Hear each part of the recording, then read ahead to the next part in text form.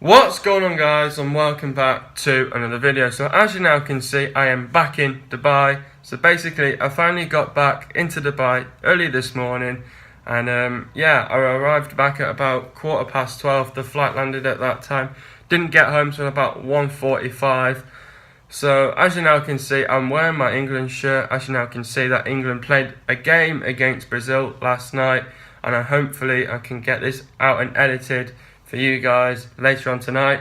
So basically, firstly, I was travelling back last night, and unfortunately Emirates were not showing the game, so I had no chance of watching the game live, but I managed to watch the repeat of the England game, which is very good. So yeah, let's talk about the game. So basically 5 changes were made from the last game against Germany. Talk about the starting 11. So as I was saying in the last analysis to you guys, that Gareth Southgate would throw in a few more players in there. Basically, I also said in the last analysis that he would probably call up a couple of more guys, which he did. He actually called up a few guys. He called up Dominic Solanke. Who else did he call up? He called up Solanke, Angus Gunn, Michael. I think Michael Keane's been there, but just didn't get any time. Lewis Cook as well. Yeah. So basically, yeah, talk about starting 11. So Joe Hart started. Like I was saying in the last analysis, that he would play Joe Hart. Then he played Walker, Gomez, Stones, Maguire, Bertrand, Loftus-Cheek, Dyer, Livermore, Vardy and Rashford. So like I was saying, I knew that he was going to play Rashford because we probably didn't want to start any of the younger ones. Because, well, Rashford is a younger one, but he's probably a bit more experienced up there. So we wanted to start with some nice strike force with Vardy and Rashford. So yeah, we knew in this game it's going to be a very tough game for sure coming into it, because it's Brazil. Brazil had some really good players out there. They had the likes of Neymar. Sorry, I did say Gustavo, but I don't think Gustavo's in the team anymore. The likes of Coutinho, Firmino, and all the others. They played a really good game out there. And hopefully we can see some goals in this game. But as you can see at the beginning of the video, it ended 0-0 once again. So in every game, it's always we want to get away with a quick start. In this game, we knew it's probably going to be both-sided, probably one-sided for a while, and then it will get into more of the game with England as well. So obviously where Brazil were creating chances and when England were creating chances. So it didn't take England straight away to create a chance, but it took us 17 minutes to get a shot on target and to get our first chance at goal, and also to test the goalkeeper. So that was the only chance that we only had in the first half. Was the game boring? Now obviously everyone has a different opinion on this. Now me personally, like going into games like Germany, Brazil, it's very tough games. It's highly you would like to see some goals in it, but games like these, it's very tough. I personally would like to see some goals in it, but personally I think England should have beat them 2-0, even though we didn't have many chances at goal, and probably Brazil were more in control of the game, which they were, and they'd be probably more frustrated with that as well, with that result, because they probably knew they could have done a lot better. But was it boring in a general game? It could have been, because yes, it was goalless, but games like this, it's very tough and you don't know how much of an impact they could be. You guys, if you've watched the game, you would see how much of an impact Brazil caused England, but England could deal with it.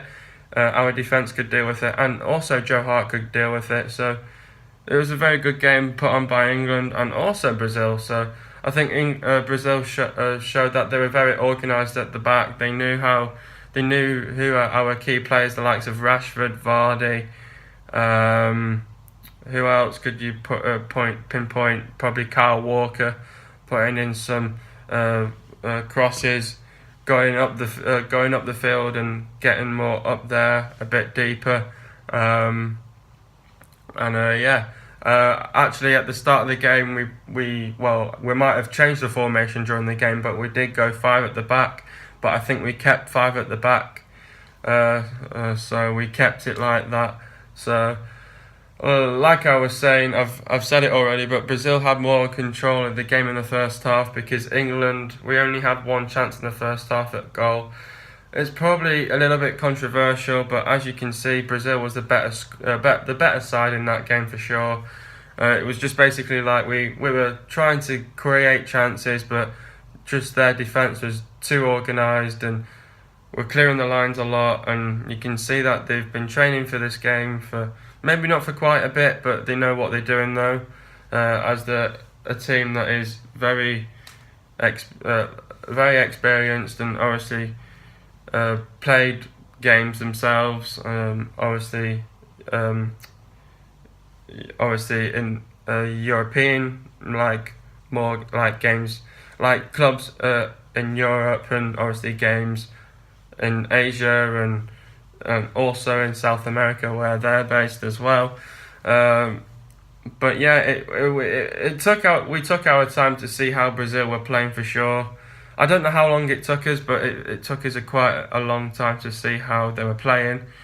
England had to do an early sub as Loftus-Cheek had a back problem, so Lingard came on with about 12-13 minutes to go of the first half. Overall, the first half was okay. I don't think it was the best. We only had one shot on target and one chance created. We managed to defend well. But I think in that first half, we just tried to get past their defence, but their defence was just solid at the back. It was just too good. So it just made Rashford and Vardy just knacking themselves out. And it's obviously frustrating for them as strikers because obviously they can't get past the defence. But at the end of the day, Rashford did pull off some really good football in the second half. Vardy was a bit quiet, I think, but he did get into the game as well. I think in this second half, we wanted to show quicker tempo. We needed to create more chances at goal for sure. Get the ball out wide, and look and see who's around them and see who's open, and try get a little closer at goal, which we did in fact in the second half. I think the start was an okay start. We had a very good chance, so straight away. Well, not straight away, but we had a good chance of going through at goal. But again, Brazil were just organised at the back. Once again, it was just solid. Brazil were just creating more chances at goal. Joe Hart did well in goal, and also the defenders. Kyle Walker saw Rashford making a run. I felt like Rashford showed great feet once again. So it was a very good ball right up the pitch. Let's talk about and rephrase that. So Kyle Walker hit the ball right up the pitch, basically saw Rashford making a run. Rashford showed some great feet, and once again, the defence just outdid us really. And I think England were just giving away too many. Well, I think both sides were doing this, but they were just giving away free kicks a lot, and it just got a little bit rough. There was a fight now and then with Livermore. But yeah, Brazil were creating more chances. I felt like we needed to bring on some reinforcements off the bench a bit more earlier because we did leave our subs a bit late. Now, basically, in the last World Cup, or was it the Euros? It was the Euros, wasn't it, when we had Roy Hodgson? Now, this cannot happen in the World Cup. We cannot be leaving our subs right at the last minute. Now, also, it's happening with United now. It's not. The fact is, bring on your subs earlier, around about the 60th or the 65th minute. Do not bring on your subs about 10 minutes before the game is going to finish, because you need, like strikers, you need a good solid 10 minutes to get into the game and then go from there really, because you cannot be leaving your subs right at the last minute and just probably create a few chances, but you've not got a goal. And say if we're in the quarter-final and we throw on, say, like Solanke and Abraham. This is just for an example. I don't think these guys will get picked anyway, because this is only just a friendly anyway. But say if you throw them two on, they create chances but they can't score, and you need that one goal just to get through. You need to give your players a bit of time to get into the game and to see how England are actually playing. They can probably visualise it as they're playing, but at the same time, they can probably visualise when they're warming up. But the fact is, give your players some time and to settle into the squad, and give them some time to get out there and to also to get onto the ball. You don't know how it's going to be out there, but at least give your players a few, give them 10 minutes at least to get into the game, and then go from there. We cannot believe in our subs about 5-10 minutes near to the end of the game if we're in the quarterfinals. That's if we are. I'm not saying if we do get there, but all I'm saying is, guys, England is the only squad this year that is in the World Cup for 2018 around the whole UK, really, because basically both Northern Ireland and Ireland are knocked out. Wales could not qualify. Scotland didn't qualify, so England's the only one out. England is the only one that qualified for the World Cup. So we're gonna have to really put it on, and we're gonna have to do our best in the World Cup. England started, So near to the end of the game, England started waking up a little bit more and maintaining possession. We started creating chances, but once again their defence was just clearing the lines. I felt like their defence was just too good. We started getting the ball up the field more. We then brought on two subs, two new strikers. Solanke came on and Vardy. Solanke came on for Vardy and Abraham came on for Rashford. So they made a couple of subs, but they made theirs a bit more earlier than England's. But Fernandinho got close at goal, and he hit the post, and he just got unlucky. So he got away from that. Once again, if we had our injured players with us, it would have just gave us a boost, really. The likes of Dele Alli, Vardy. Not Vardy, Kane, and all them lot that we missed. I think they would have been a threat, in both of these games. We then won a free kick. Solanke won the free kick, and it was taken by Eric Dyer, but it wasn't the best of free kicks from Dyer. That was a good chance to score from, obviously. Games like Brazil. We then had another sub on. Bertrand came off for Young. So I don't think we changed the formation, but we did bring on Danny Rose for Jake Livermore. So we obviously brought it probably to 6 at the back, but he probably wanted to have at least a few defenders out wide to help out the midfielders as well. Once again, Brazil had a chance with Willian. Great block by Young as he just came off the bench. Solanke had a good chance of scoring, just missed. He just basically missed hit. Well, he hit the ball, but it was just too soft. So it was in the hands of the keeper, really. Brazil once again had another great chance, but it was a great save by Joe Hart, which it was a corner. England had a great chance to score in the 88th minute. It was a great cross by Young.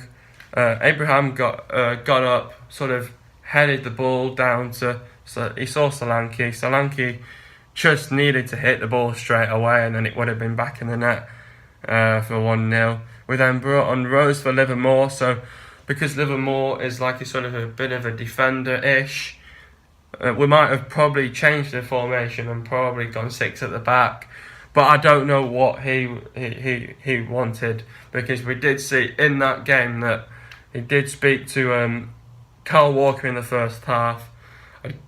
you would imagine him saying probably get out more wide, give, like go out wide, help the midfielders more, get some crosses in. Did he do that? He actually pulled that off near to the end of the game as well. So England had a great chance to the end of the game. England won possession. It was great football by Solanke. Solanke passed it on to Walker. Walker did a great cross, and all Abraham needed to do was just probably a little tap or just shoot, and it would have been a goal, and which would have made it 2-0 to England. But at the end of the day, it was 0-0. It's football, we have to get over it, but both games ended 0-0. We can look back at those games, come back stronger next year in March. Next year in March we're playing 2 other games. We're playing Netherlands and Italy as well. It's another clean sheet.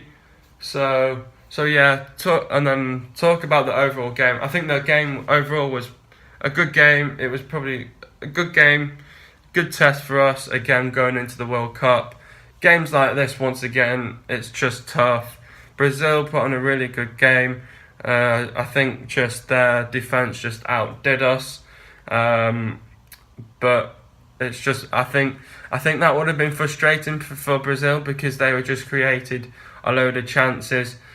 They were more around England. They had really good chances, but just couldn't put it away. England did really well defensively to not concede, because I did say in the last analysis that England were probably going to lose 2-1, but we managed to keep a clean sheet. We managed not to concede.